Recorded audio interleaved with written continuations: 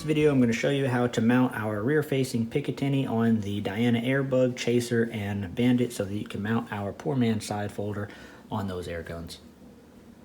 As you can see here, I have a Diana Airbug that is stock, and then I also have the Diana Airbug with our tactical conversion kit with the tri-rail suppressor and our AR grip adapter. This is just to show you what can be done. This has our rear-facing pick adapter, and it also has the poor man side folder with a fixed stock on it. That's about a 13.5-inch length of pull. I'm assuming for the purposes of this video that you already have the kit or are going to buy the kit and then are going to install this as part of the kit. I think that it could be done without getting all this stuff. If you want to save on money and just put a little elbow grease in, I'm sure you could grind this all out right here and install the rear-facing picatinny in there and then mount the side folder on the stock air gun without doing the whole kit. If you needed to, it'd just be a little elbow grease is all.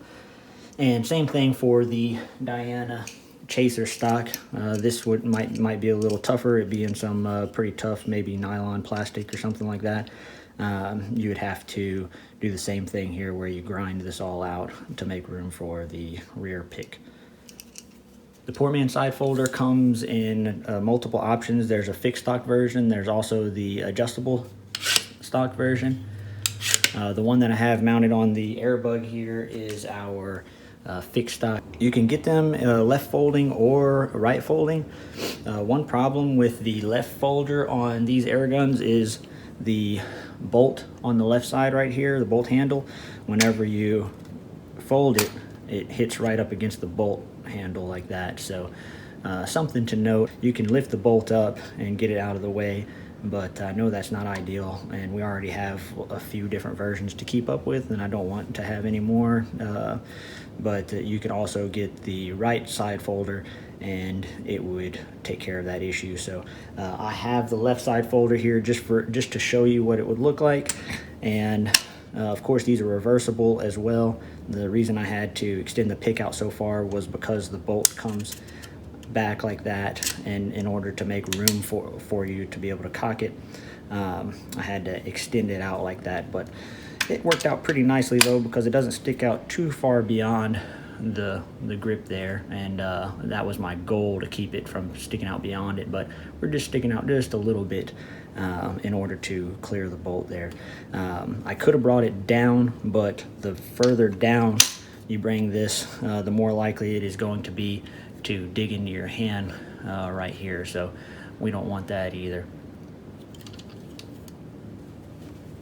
Alright, so just to keep this video simple, I already have the tactical conversion kit installed on this Diana Chaser, and I chose the Chaser because this one's a little more difficult to get the hammer spring retention cap out of the back, and the Airbug and Bandit, theirs come out pretty easy because they're metal and a loose fit, but the plastic one is that's in the Chaser is kind of a tight fit, and that's why I have the pliers here, because you'll need some pliers or something like that, very likely, to pull it out, because it's like a press fit in the air tube there.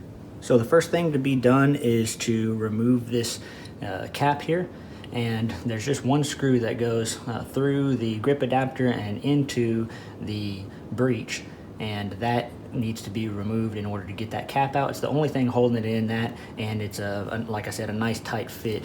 The first thing we need to do is remove this screw here. Just to speed things up, I'm going to go ahead and remove this grip.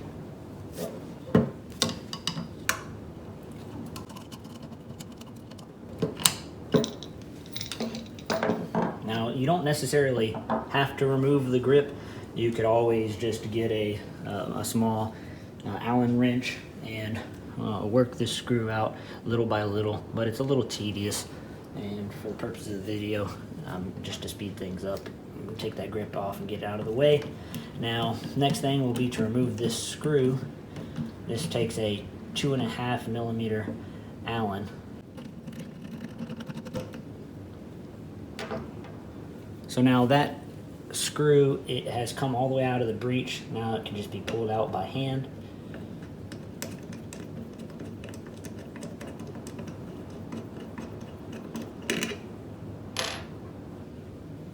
So as you can see, the little plastic cap is still in the back. The spring is compressed a little bit, so it is, under a little bit of pressure.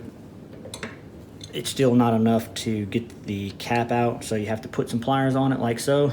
And what I like to do is just get a good firm grip on it and then twist a little bit while you're pulling it out.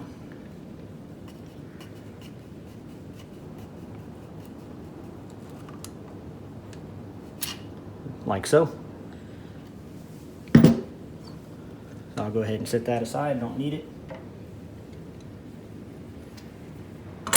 So now we can go ahead on with the installation of the rear facing picatinny. Whenever you get this from us, there will be this aluminum part here that holds everything together, and there will be this little pin. This is more like what comes with the Bandit. Actually, I have one right here. This is what was on my Airbug. It's a pin like this, and then it has the little screw hole in the back, and this pin is to keep the spring from buckling. So I've just included the same thing here, but this cap now has a square boss on it and a larger threaded hole, so that it keeps this clocked properly to where it can't spin. I don't tighten it all the way and leave that gap there, and you're gonna have to tighten it the rest of the way. The reason for that is because this is kind of a loose fit inside the air tube, and it will allow for a lot of movement.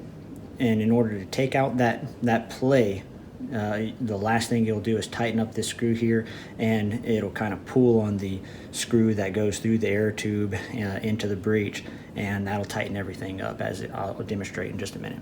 So the next task will be to put this part into there. You'll see that this has a little seam on it from the 3D printing process, so I like to face that downward so that it's hidden. And I will put the pin into the spring there and make sure that the pin is seated properly in there. Now you can see this is a pretty loose fit in there, so you can get the screw lined up like so. Now that's held in enough for you to take your hand off of it, and you'll use that 2.5 millimeter Allen again to screw this screw in.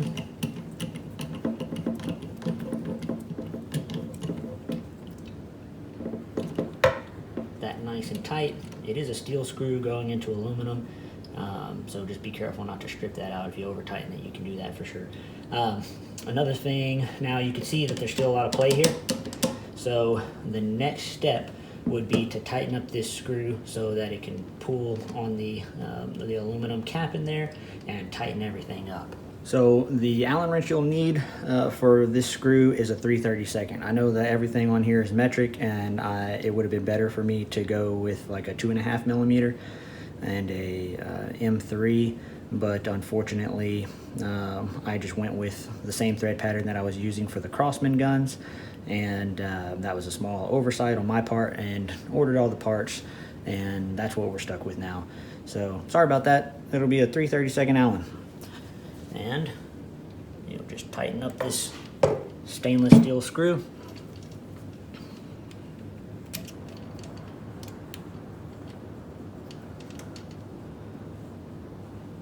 And I like to use the short end for tightening to keep me from over tightening it. You can just go as hard as you can with the short end, and that's nice and tight. It doesn't spin at all. So now you have that rear picatinny, so you can mount a picatinny clamping side folder.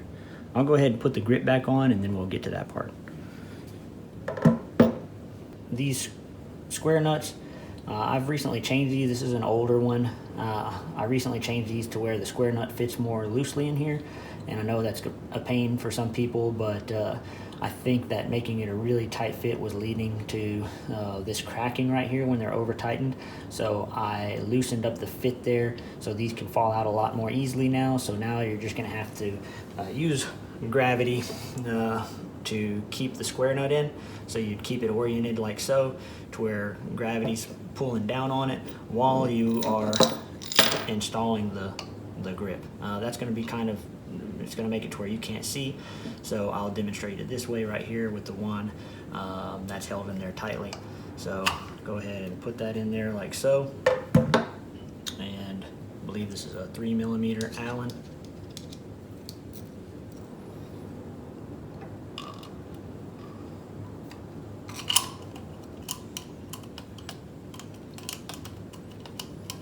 This doesn't have to be very tight at all. I set it on the lowest torque setting whenever we put these together with a drill. So there you go. Now you have the whole get up done just without the side folder. So the next step will be to mount a side folder. For the purposes of this installation video, I'm just going to mount this fixed stock that folds to the right side. I prefer the right side folder because you don't have the issue with it hitting the bolt. So you just need a 2.5mm. Oh, that's the 3/32. So 2.5mm Allen to loosen this. You can even take it off and see if I can do this in the camera. So we'll put it in here like this, and that's backwards. Goes this way. Super awkward doing this so that you can see. Tighten this up, and then I like to move it up as high as you can in that slot just to get it away from your hand. And then you tighten this up all the way. And again, I like to use the short side of the Allen to not over tighten it. And there you go. Now you have a nice compact little plinker. This one folds to the right side. Like I said, you can do the left. Just watch out for that bolt issue there. Just know that that's going to be something that'll happen. So there you go.